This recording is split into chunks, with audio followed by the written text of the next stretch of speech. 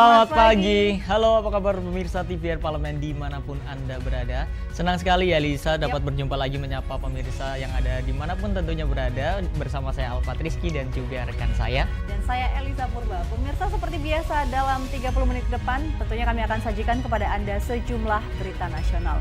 Khususnya dari sudut pandang DPR RI sebagai referensi Anda dalam memahami dinamika politik, hukum, ekonomi, sosial, dan budaya di Indonesia. Pemirsa TVR Parlemen, inilah TVR 09 selengkapnya.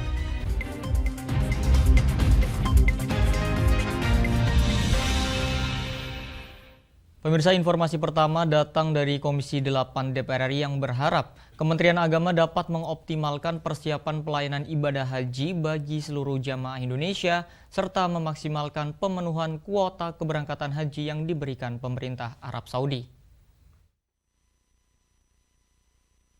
Komisi 8 DPR RI berharap Kementerian Agama dapat mengoptimalkan persiapan pelayanan ibadah haji bagi seluruh jamaah Indonesia serta memaksimalkan pemenuhan kuota keberangkatan haji yang diberikan pemerintah Arab Saudi. Berdasarkan laporan Kementerian Agama, sekitar 203.320 jemaah haji telah melunasi biaya perjalanan ibadah haji tahun ini, sehingga telah memenuhi 100% kuota haji reguler. Selain itu, Indonesia juga mendapatkan 8.000 kuota tambahan yang diharapkan dapat segera didistribusikan kepada jemaah haji Indonesia.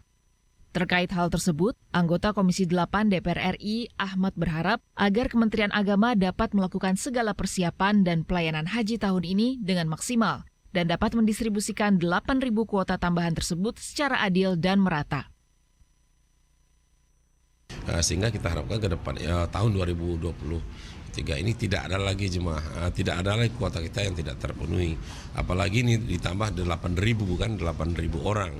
Nah, ini kan memerlukan percepatan. Nah, oleh sebab itu kita juga minta kepada Menteri mendistribusikan 8.000 ini seperti apa gitu kepada provinsi se-Indonesia ini, sehingga mereka di daerah juga siap untuk menambah kuota ini. Selain itu, Ahmad juga menekankan agar Kementerian Agama dapat meningkatkan pelayanan bagi jemaah haji lansia dan berkebutuhan khusus, agar para tenaga pendamping dapat membantu mereka dalam menjalankan ibadah haji dari kedatangan hingga pulang ke Indonesia. Tim Liputan TVR Parlemen melaporkan. Masih dari Komisi 8 DPR RI, pemirsa, yang berharap penambahan kuota haji sejumlah 8.000 jemaah diharapkan dapat digunakan secara maksimal oleh pemerintah dengan memprioritaskan calon jemaah haji lansia dan pendamping lansia. Penambahan kuota haji sejumlah 8.000 jemaah diharapkan dapat digunakan secara maksimal oleh pemerintah dengan memprioritaskan calon jemaah haji lansia dan pendamping lansia. Anggota Komisi 8 DPR RI Muhammad Hidayat Nur Wahid meminta pemerintah serta lembaga terkait pelaksanaan ibadah haji dapat menyerap kuota tambahan tahun ini dengan maksimal. Ia juga meminta keikhlasan untuk para calon jemaah yang belum dapat melunasi tambahan biaya haji untuk diganti by system dengan calon jemaah haji yang bisa melunasi pada tenggat waktu yang telah ditentukan. Dan saya sampaikan aspirasi dari para calon jemaah haji dan kepedulian kita semuanya agar apa yang sudah dikomitmenkan untuk penambahan kuota haji 8.000 itu betul-betul bisa dimaksimalkan, dan saya usulkan agar prioritasnya adalah untuk para lansia maupun pendamping lansia. Supaya dengan demikian maka mereka bisa melaksanakan ibadah haji dalam rentang waktu dan rentang umur yang ada. Saya juga sampaikan mestinya kan tahun yang lalu dijanjikan diberikan tambahan 10.000 kuota, tapi nggak bisa dipakai. Mestinya tahun ini 10.000 ton yang lalu ditambah 8.000 ton ini menjadi 18.000. Tapi ternyata kan baru 8.000. Nah, saya berharap tahun depan diminta lagi itu sehingga tambahan kuota bisa lebih banyak lagi untuk memperpendek masa tunggu daripada calon jemaah haji kita. Kita tentu berharap agar haji tahun ini yang... Ia juga berharap 10.000 kuota haji pada tahun sebelumnya dapat diperjuangkan untuk diakumulasi menjadi penambahan kuota haji pada tahun berikutnya. Halim dan Mario, TVR Parlemen, melaporkan. Pemirsa, Komisi 9 DPR RI meminta pemerintah mengantisipasi bahaya penyakit menular seksual yang dalam waktu belakangan ini menyebar begitu cepat. Dan informasi selengkapnya akan kami hadirkan usai jeda. Tetaplah di TVR 09.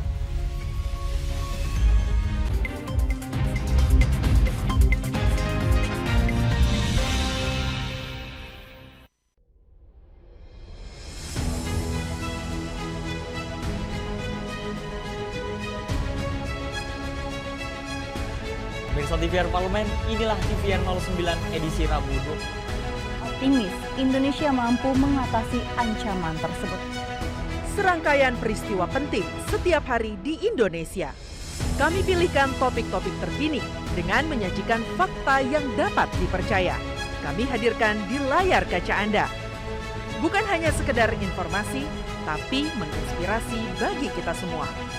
TVR 09 hadir setiap Senin sampai Jumat pukul 9 pagi hanya di TVR Parlemen. Referensi berita untuk Indonesia.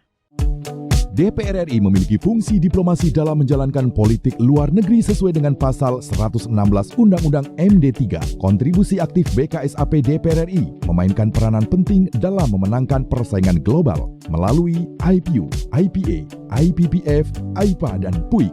BKSAP memiliki komitmen yang tinggi dalam krisis kemanusiaan dunia. Fungsi diplomasi dijalankan untuk mendukung upaya pemerintah dalam melaksanakan politik luar negeri.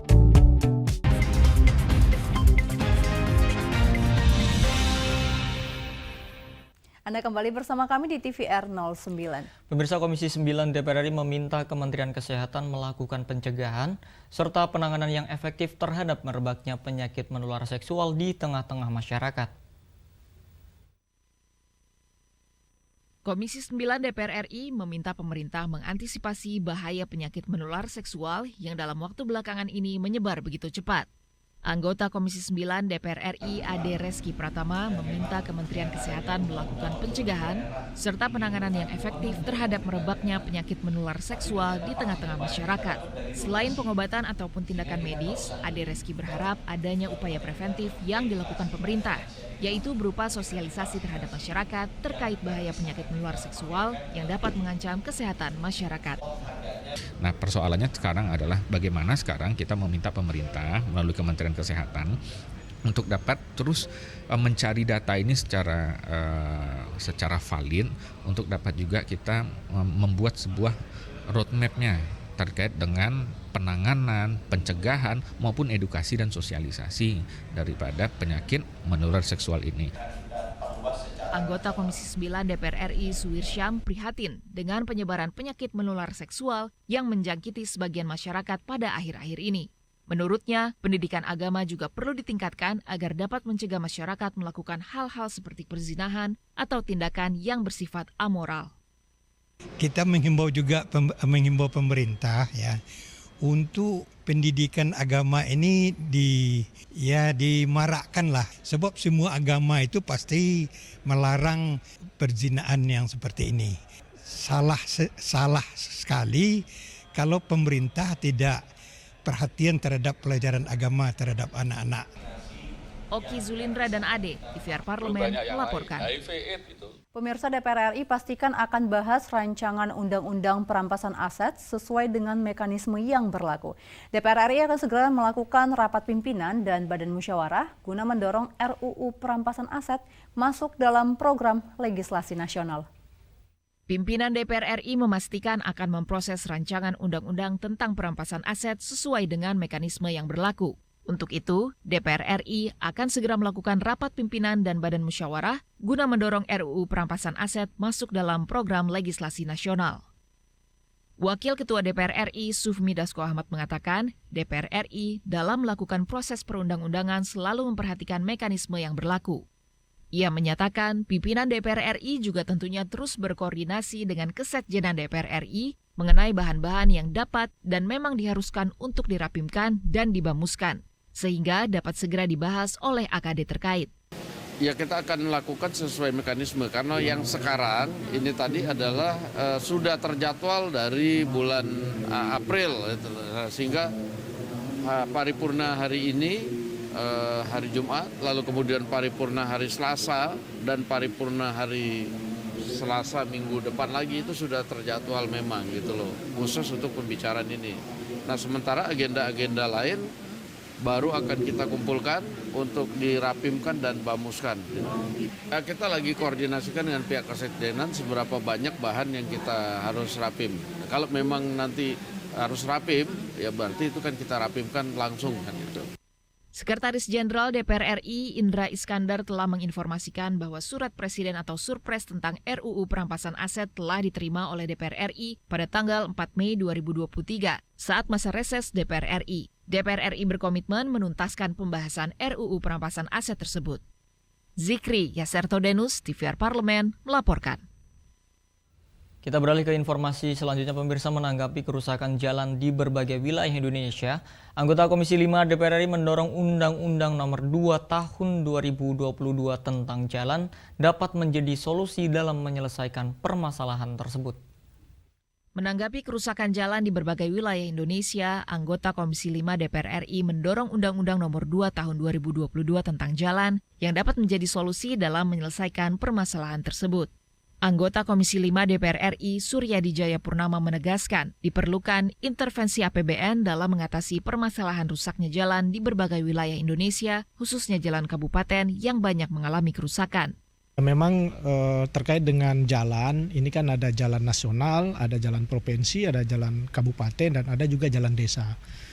Kalau jalan nasional relatif itu di atas 92% mantap. Artinya sisa 8% yang rusak ringan, rusak sedang, dan rusak berat.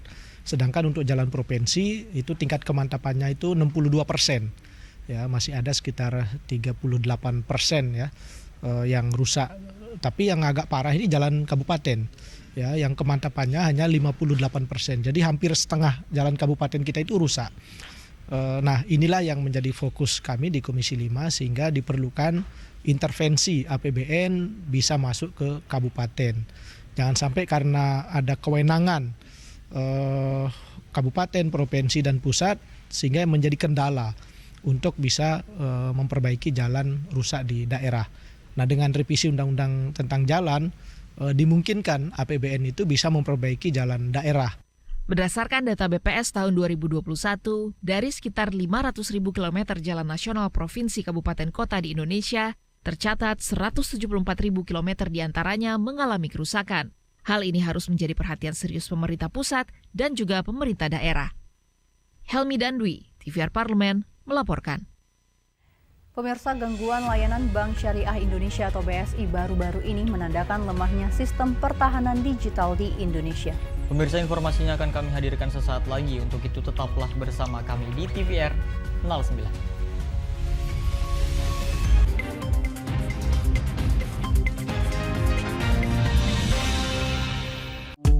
DPR RI memiliki fungsi diplomasi dalam menjalankan politik luar negeri sesuai dengan pasal 116 Undang-Undang MD3. Kontribusi aktif BKSAP DPR RI memainkan peranan penting dalam memenangkan persaingan global melalui IPU, IPA, IPPF, IPA, dan PUIK. BKSAP memiliki komitmen yang tinggi dalam krisis kemanusiaan dunia. Fungsi diplomasi dijalankan untuk mendukung upaya pemerintah dalam melaksanakan politik luar negeri.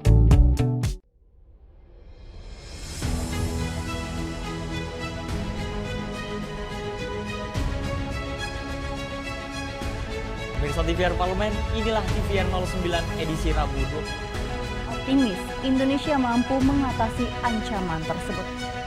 Serangkaian peristiwa penting setiap hari di Indonesia.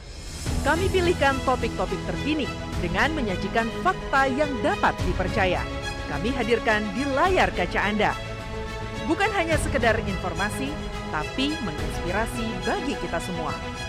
TVR 09 hadir setiap Senin sampai Jumat pukul 9 pagi hanya di TVR Parlemen. Referensi berita untuk Indonesia.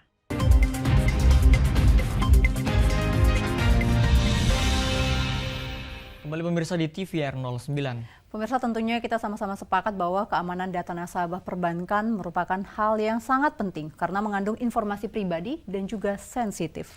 Pemirsa, DPR RI juga meminta seluruh pihak terkait segera menyikapi serius kasus peretasan yang terjadi pada Bank Syariah Indonesia. Kebocoran data nasabah tentunya dikhawatirkan disalahgunakan untuk kejahatan oleh pihak yang tidak bertanggung jawab, serta menurunkan tingkat kepercayaan masyarakat pada industri jasa keuangan. Untuk mengetahui informasi selengkapnya, mari kita simak laporan mendalam yang telah dihimpun oleh tim redaksi TVR Parlemen dalam segmen editorial Parlemen berikut ini.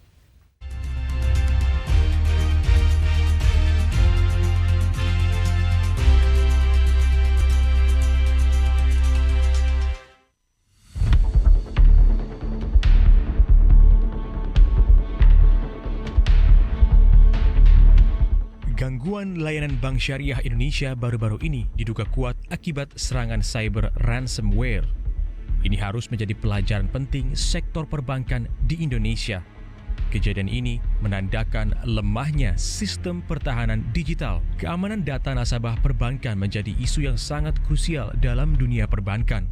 Hal ini disebabkan oleh fakta bahwa data nasabah perbankan umumnya mengandung informasi pribadi dan sensitif yang bisa disalahgunakan untuk kejahatan seperti pencurian identitas ataupun penipuan. DPR RI mendesak pemerintah, Badan Siber dan Sandi Negara, Badan Intelijen Negara, serta kepolisian segera menyikapi serius kasus peretasan yang terjadi pada Bank Syariah Indonesia karena hal ini berkaitan langsung dengan dana nasabah. Lemahnya sistem keamanan tersebut dapat dimanfaatkan oleh oknum yang tidak bertanggung jawab dan efeknya akan menurunkan tingkat kepercayaan masyarakat pada industri jasa keuangan. Dan memang kalau kita tidak serius dan kemudian memperbaiki ini adalah titik yang paling rawan. Karena ini adalah serangan kepada jasa industri keuangan. Industri keuangan ini menurut saya yang paling rentan. Ya, karena di sana jelas kalau melakukan sesuatu ada manfaatnya langsung ya. Kalau data mungkin dijual lagi, tapi kalau mereka melakukan retasan di industri keuangan itu satu, manfaat langsung yang bisa mereka dapat kalau mereka bisa mentransfer dananya. Yang kedua, kalau mereka berusaha atau pihak luar berusaha untuk meruntuhkan kepercayaan masyarakat ya terhadap industri keuangan, ini adalah salah satu caranya. Grup peretas asal Rusia, Lockbit, mengklaim bertanggung jawab atas serangan cyber yang melumpuhkan semua layanan BSI. Dalam pengumuman yang diunggah ke dark web, mereka juga mengklaim telah mencuri data sebanyak 1,5 terabyte, termasuk 15 juta data pribadi nasabah dan pegawai. Berkaca dari kasus peretasan sistem keamanan Bank Syariah Indonesia, DPR RI mendorong otoritas jasa keuangan melakukan audit investigasi secara menyeluruh terhadap industri jasa keuangan di Indonesia. Penguatan infrastruktur layanan digital dan security system melalui pengalokasian anggaran IT dalam capital expenditure perlu segera dilakukan demi menjaga keberlangsungan bisnis pada Bank Syariah Indonesia. Karena itu, kita berharap audit investigasi dari OJK nantinya mampu mengungkap apa permasalahan utama yang dihadapi oleh BSI. Pertama, harus dibuka dulu berapa alokasi anggaran sistem IT setiap tahun di dalam CAPEX, capital expenditure dari BSI. Belanjanya setiap tahun berapa, biaya maintenance-nya berapa, kemudian tim mana saja yang dipakai, kompetensi dari tim IT dalam sistem layanan digitalnya itu, sistem layanan kepada nasabah itu dari mana. Jadi ada audit SDM-nya, audit anggaran, kemudian kualitas infrastruktur IT-nya. DPR RI menganggap peretasan data nasabah merupakan persoalan penting, mengingat Bank Syariah Indonesia merupakan mitra BPKH untuk menyetorkan dana jamaah haji Indonesia. BSI harus memastikan data nasabah yang diduga disebar oleh hacker tidak membahayakan serta mengamankan seluruh proses transaksi dana jamaah haji Indonesia. Kepada bank-bank digital pada umumnya dan khususnya bank-bank syariah di Indonesia yang menampung setoran jamaah haji, saya pikir perlu untuk memperbaiki ketahanan digitalnya supaya di kemudian hari serangan-serangan seperti ransomware ini, cyber ransomware ini tidak akan terjadi kembali, khususnya kepada rekening-rekening calon jamaah haji Indonesia. Sebab bagaimanapun ini tentu mempunyai dampak kepanikan yang luar biasa, apalagi ini terjadi menjelang hari H pemberangkatan calon jamaah haji. Pada tahun 2022, DPR RI bersama pemerintah telah mengesahkan Undang-Undang Nomor 27 Tahun 2022 tentang perlindungan data pribadi yang ditujukan untuk mencegah adanya penyalahgunaan data pribadi masyarakat oleh penyelenggara sistem elektronik. Oleh karena itu, implementasi dan kebijakan perlindungan data yang disiplin menjadi kunci utama melindungi data dari serangan ransomware, sehingga data pribadi masyarakat tidak dapat disebar dengan mudah. Tim redaksi TVR Parlemen melaporkan.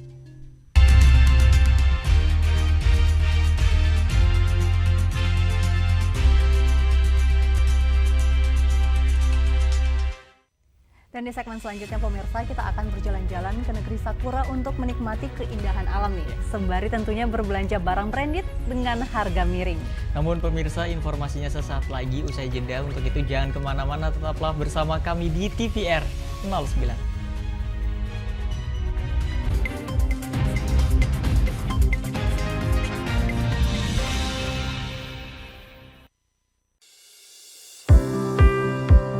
Mengenal tugas dan fungsi DPR RI. Dewan Perwakilan Rakyat atau DPR adalah lembaga negara yang mewakili aspirasi rakyat. Kehadiran DPR RI merupakan salah satu bukti bahwa Indonesia merupakan negara demokrasi. Sebagai salah satu lembaga perwakilan rakyat, apa saja tugas dan fungsi yang diemban DPR RI? Berdasarkan pasal 20A ayat 1 Undang-Undang Dasar 1945, DPR memiliki 3 fungsi, yakni fungsi legislasi, anggaran, dan pengawasan. Tugas dan wewenang DPR berbeda untuk setiap fungsinya. Yang pertama, fungsi legislasi. Menyusun program legislasi nasional atau prolegnas, menyusun dan membahas rancangan undang-undang, menerima rancangan undang-undang yang diajukan oleh DPD, membahas rancangan undang-undang yang diusulkan oleh Presiden ataupun DPD, menetapkan undang-undang bersama dengan Presiden, menyetujui atau tidak menyetujui peraturan pemerintah pengganti undang-undang yang diajukan oleh Presiden untuk ditetapkan menjadi undang-undang. Yang kedua, fungsi anggaran. Memberikan persetujuan atas rancangan undang-undang tentang APBN yang diajukan oleh Presiden. Memberikan persetujuan terhadap pemindah-tanganan aset negara maupun terhadap perjanjian yang berdampak luas bagi kehidupan rakyat yang terkait dengan beban keuangan negara. Menindaklanjuti hasil pemeriksaan atas pengelolaan dan tanggung jawab keuangan negara yang disampaikan oleh BPK. Memperhatikan pertimbangan DPD atas rancangan undang-undang tentang APBN dan rancangan undang-undang terkait pajak, pendidikan, dan agama. Yang ketiga, fungsi pengawasan. Fungsi pengawasan, DPR bertugas melakukan pengawasan terhadap pelaksanaan undang-undang APBN dan kebijakan pemerintah, serta membahas dan menindaklanjuti hasil pengawasan yang disampaikan oleh DPD.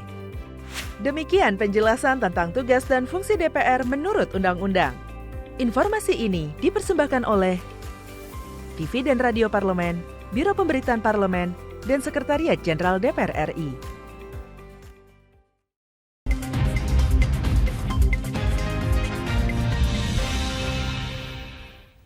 Terima kasih pemirsa, Anda masih bersama kami di TVR 09. Pemirsa, selain pemandangannya yang indah, juga kulinernya yang mendunia, tentunya kita mengenal Jepang sebagai salah satunya surga untuk berbelanja. Setuju Elisa, karena di sana itu ada Gotemba Premium Outlets yang merupakan salah satu pusat perbelanjaan yang terletak di prefektur Shizuoka, Jepang. Konsep yang menarik dengan ratusan outlet toko-toko bermerek dengan harga yang miring, tentu ini menjadi magnet bagi wisatawan. Tentu kita sangat penasaran ya gimana untuk perjalanan-jalan di daerah Gotemba tadi. Dan pemirsa, berikut liputan selengkapnya tentang Gotemba Premium Outlets dalam segmen Intips, informasi dan tips untuk Anda.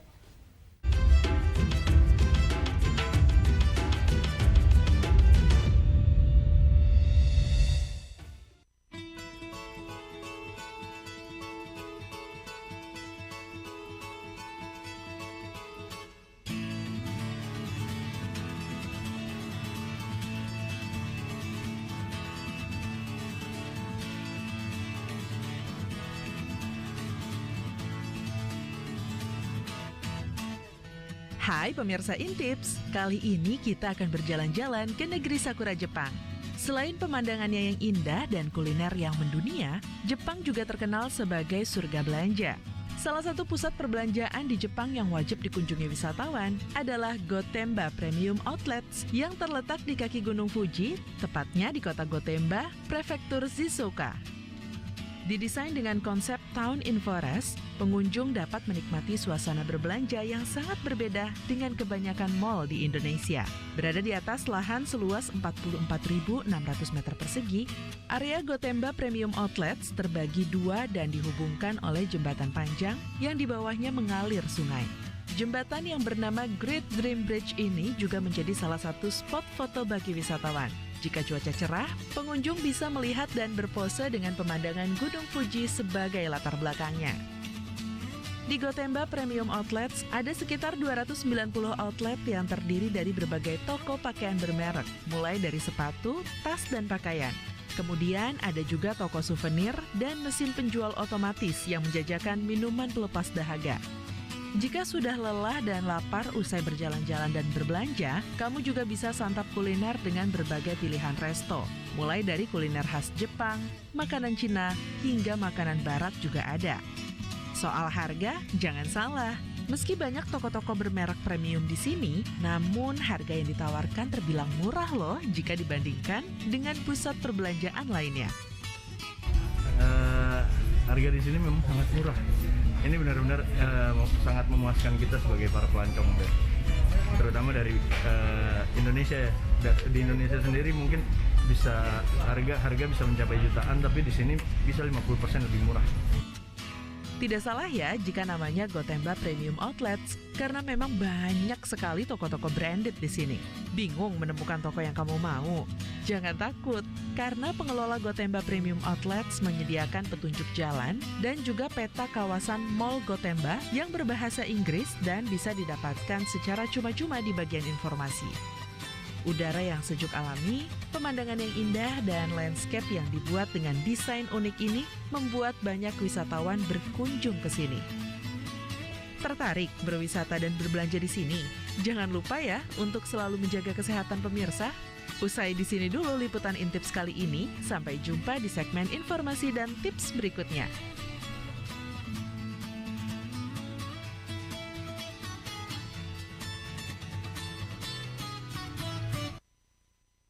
Baik pemirsa, di penghujung acara kami informasikan kepada Anda sejumlah agenda DPR RI pada hari ini, Selasa 23 Mei 2023. Pemirsa, di pagi hari ini pada pukul 9.30 waktu Indonesia Barat, seusai TVR 09, akan diadakan rapat paripurna DPR RI dengan agenda penyampaian pandangan fraksi atas kerangka ekonomi makro dan pokok-pokok kebijakan fiskal RAPBN tahun anggaran 2024. Dan pada siang harinya, pada pukul 13 waktu Indonesia Barat, Komisi 7 DPR RI akan mengadakan rapat dengar pendapat panja asumsi dasar sektor ASDM dengan Dirjen Migas Kementerian SDM Republik Indonesia. Juga masih ada program dan juga agenda lain dari DPR RI pemirsa yang tentunya masih dapat Anda saksikan secara langsung di TVR Parlemen.